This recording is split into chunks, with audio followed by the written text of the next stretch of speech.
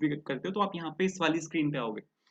इस वाली स्क्रीन पे आने के बाद आप अगर यहाँ पे एक चीज देखो, मेरे पास यहाँ पे एक ऑप्शन है बिल्ड अ डेटाबेस। तो आपको यहाँ पे क्लिक करना है बिल्ड अ डेटाबेस। इस पे क्लिक करने के बाद आपके पास यहाँ पे 3 ऑप्शंस आएंगे। आप यहाँ पे देखो 2 ऑप्शंस यहाँ पे पेड हैं, एक ऑप्शन फ्री है। हम यहाँ पे फ्री वाले का यूज करेंगे, तो आपको यहाँ पे इस पे क्लिक करना है।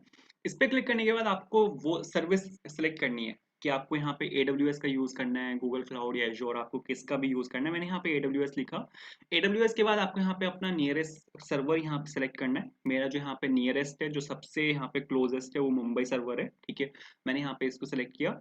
आपके रीजन के जो भी सबसे क्लोजेस्ट है वो आप यहाँ पे सेलेक्ट कर सकते हो। उसके बाद यहाँ पे क्लस्टर टायर है, ये कुछ इन्फॉर्मेशन है, एडिशनल इन्फॉर्मेशन है। क्लस्टर नेम आप यहाँ पे चेंज कर सकते हो, जो भी आप यहाँ पे क्लस्टर नेम देना चाहो। जैसे मैं यहाँ पे डाल रहा हूँ ब्लॉग हाइफन ऐप।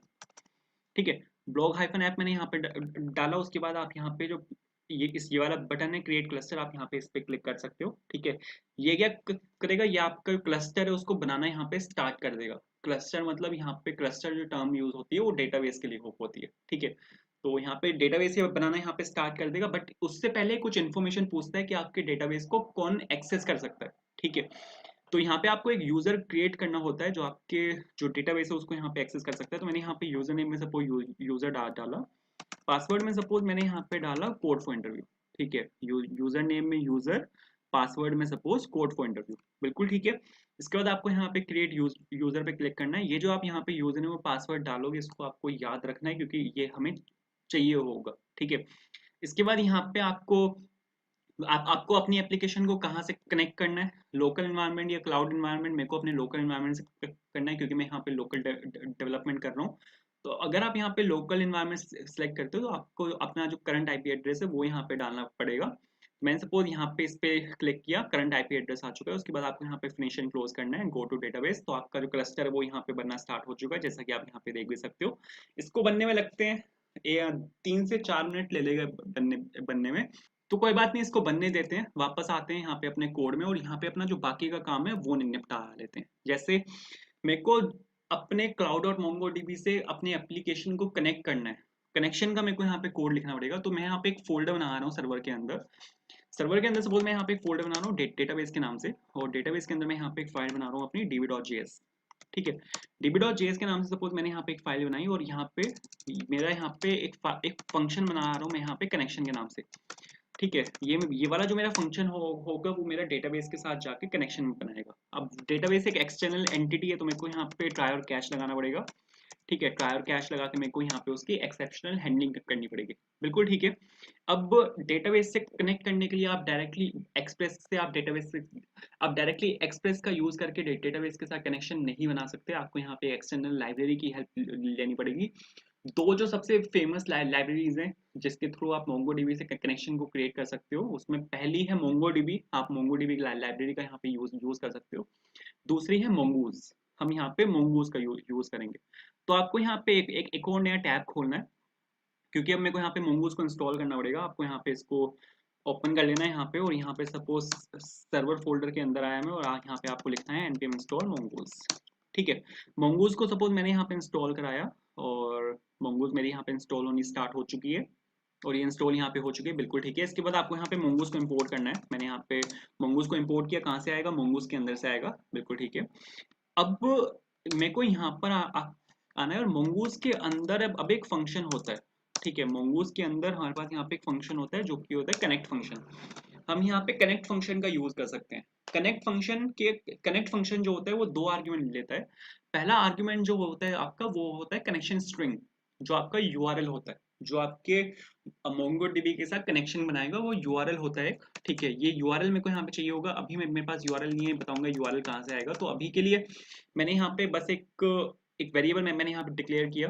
ठीक है, एम्प्टी छोड़ रहा हूँ इसमें मैं। ठीक है, एक वेरिएबल मैंने यहाँ पे डिक्लेयर किया। इस वेरिएबल में अभी वैल्यू डलवाते हैं, 2 मिनट रुक जाओ बस। ठीक है, और इसको मैंने यहाँ पे पास किया। तो ये होता है अपना यहाँ पे फर्स्ट आर्ग्यूमेंट। सेकंड आर्ग्यूमेंट होता है यहाँ पे अपना एक ऑब्जेक्ट होता है, और ऑब्जेक्ट के अंदर आप यहाँ पे कुछ चीजें पास करते हो। ठीक है, एक ही चीज हमें यहाँ पे पास करनी है, जो कि है यहाँ पे यूज न्यू यूआरएल पार्सर। आप यहाँ पे मोंगोडीबी को क्या बोल रहे हो कि जो पुराने वाला यूआरएल पार्सर है, जो यहाँ पे आपने यूआरएल यूआरएल यहाँ पे आपने पास किया है, उसको पार्स करना है। जो आपने यहाँ पे यूआरएल पास किया है ना, उसको आपको पार्स करना है। तो पुराने वाला जो पार्सर है वो डेप्रिकेट हो चुका है। ठीक है, तो आप यहाँ पे मोंगोडीबी को आप ये बोल रहे हो कि सर जो पुराने वाला आपका पार्सर है वो डेप्रिकेट हो चुका है और जो नया वाला पार्सर है आपको यहाँ पे उसको यूज यूज करना है। तो यहाँ पे आपको इसको ट्रू करना पड़ेगा। ठीक है, बस आपको यहाँ पे इतना से लिखना है। एंड जो ये वाला जो फंक्शन होता है ना, जो मोंगोज डॉट कनेक्ट फंक्शन जो होता है वो एक असिंक्रोनस फंक्शन होता है। ठीक है, असिंक्रोनस फंक्शन मतलब ये कि यहाँ से प्रॉमिस को रिटर्न करेगा। तो यहाँ पे मेरे को अवेट लगाना पड़ेगा। ठीक है, आपको यहाँ पे अवेट लगा के इसकी यहाँ पे वेट करनी पड़ेगी और अवेट चलता है असिंक फंक्शंस के अंदर, तो आपको यहाँ पे असिंक भी लगाना पड़ेगा। बिल्कुल ठीक है। तो यहाँ पे मैंने सपोज ये लिखा। अब इसके बाद अगर आपका मोंगोडीबी सक्सेसफुली कनेक्ट होता है तो मेरे को यहाँ पे कंसोल पे एक लॉग प्रिंट कराना है, जिसमें मैं लिखूंगा suppose database connected successfully, database और कनेक्टेड सक्सेसफुली। मैं यहाँ पे ये बोल रहा हूँ कि सर आपका जो डेटाबेस है वो यहाँ पे सक्सेसफुली कनेक्ट हो चुका है। अगर सक्सेसफुली कनेक्ट नहीं होता तो यहाँ पे मैं बोल रहा हूँ error while connecting, error while connecting with the, अरे विद द डेटाबेस, अरे bro with the database. And क्या एरर है उसको भी प्रिंट करा लेते हैं। तो मैंने यहाँ पे सब एरर को यहाँ पे मैंने प्रिंट कराया। अब यहाँ पे क्या होगा, यहाँ पे मैंने ट्राई और कैच लगा के एक्सेप्शन हैंडलिंग की हुई है। अगर ये लाइन मेरी सक्सेसफुली एग्जीक्यूट होती है तो ये वाला लॉग प्रिंट होगा। अगर ये वाली लाइन मेरी सक्सेसफुली एग्जीक्यूट नहीं होती तो ये वाला लॉग प्रिंट होगा। बस इतना सा काम है। ठीक है, और दोनों में से एक बारी में सिर्फ एक ही लॉग प्रिंट होगा। अगर कोई एरर नहीं आई तो ये कैच ब्लॉक में नहीं जाएगा, अगर कोई एक्सेप्शन आती है तो ये कैच ब्लॉक में जाएगा। बिल्कुल ठीक है। अब ये यूआरएल कहाँ से आएगा? ठीक है, तो यूआरएल के लिए आपको यहाँ पे वापस जाना है। ठीक है, और आप यहाँ पे वापस आए तो आपका यहाँ पे डेटाबेस अब तक बन के बिल्कुल रेडी हो चुका होगा। बिल्कुल ठीक है, डेटाबेस आपने यहाँ पे बन के बिल्कुल रेडी हो चुका है। इसके बाद आपको यहाँ पे कनेक्ट पे क्लिक करना है। कनेक्ट पे क्लिक करने के बाद आपको यहाँ पे क्लिक करना है कनेक्ट टू एप्लीकेशन। नोड.जेएस का वर्जन आपको यहाँ पे सिलेक्ट करना है, जो कि होगा आपका यहाँ पे 2.2.12 और लेटर वाला। इसके बाद आपको यहाँ पे इसको यहाँ से ये है आपका वो यूआरएल जिसकी मैं आपसे बात कर रहा था, मोंगोडीबी का यूआरएल है। ये वो यूआरएल है। आपको यहाँ से इसको कॉपी कट कर लेना है। कॉपी कट करने के बाद यहाँ पे आपको आपको इसको क्लोज कर देना है। वापस आना है आपको और यहाँ पे सपोज बैक टिक लगा के यहाँ पे मैंने इसको पेस्ट कर दिया। ठीक है, बिल्कुल सही है। और यहाँ पे अब आप यहाँ पे ये वाली पूरी स्ट्रिंग देखो ना, तो यहाँ पे यूजर लिखा हुआ है और यहाँ पे पासवर्ड है। ये यहाँ पे आपका यूजर नेम है और ये यहाँ पे आपका पासवर्ड है। तो यहाँ पे आपको यूजर नेम फिल करना है, यहाँ पे आपको पासवर्ड फिल करना है। यूजर नेम मेरा यूजर ही था जो पहले से यहाँ पे फिलअप हो गया है। पासवर्ड था मेरा कोड फॉर इंटरव्यू। मैंने यहाँ पे पासवर्ड डाला। एक चीज आपको यहाँ पे और चेंज करनी है। आपको यहाँ पे आगे आना है और आपको यहाँ पे कहीं पे लिखा दिखेगा माय फर्स्ट डेटाबेस। अरे कहाँ गया? ओ बॉय, ये चीज इन्होंने अपडेट कर दी है। ठीक है, शायद मोंगोडीबी अपडेट हुआ है तो अब यूआरएल में वो चीज नहीं आती। तो ठीक है, आपको बस यहाँ पे इतना लिखना है। बिल्कुल ठीक है। इतना लिखने के बाद यहाँ पे आपने इसको यहाँ पे इस फंक्शन को आपने यहाँ पे एक्सपोर्ट किया हुआ है। बट अगर आप इतना लिख दोगे इतने से हो जाएगा। उसके बाद आपको यहाँ पे app.js के अंदर जाना है। app.js के अंदर नहीं, आपको यहाँ पे index.js के अंदर जाना है और आपको यहाँ पे जो आपका कनेक्शन है उसको यहाँ पे इम्पोर्ट कर लेना है। ठीक है, उसको मैंने वहां से कौन से एक्सपोर्ट किया था, इसको एक सेकंड डिफॉल्ट एक्सपोर्ट कर लेते हैं। ये थोड़ा इजी रहेगा, मतलब ठीक है, कोई फर्क नहीं पड़ता वैसे, बट कोई बात नहीं। मैं यहाँ पे इसको डिफॉल्ट एक्सपोर्ट कर रहा हूँ कनेक्शन को। मैंने यहाँ पे इसको डिफॉल्ट एक्सपोर्ट किया। बिल्कुल ठीक है। यहाँ पर आते हैं और यहाँ पे कनेक्शन को मैंने यहाँ पे इम्पोर्ट किया।